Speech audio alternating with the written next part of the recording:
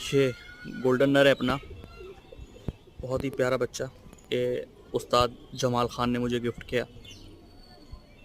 जमाल ख़ान इलाहाबाद, उन्होंने मुझे गिफ्ट किया हुआ है। बहुत प्यारा पट्ठा है ये, बहुत ही शानदार। जब गुटक के चलता है ना, कयामत लगता है। इसके साथ मैंने एक टेडी मादिन डाली हुई है। पहली बार ये बच्चे रखाएगा, पंजों का शौक करें। बहुत प्यारा।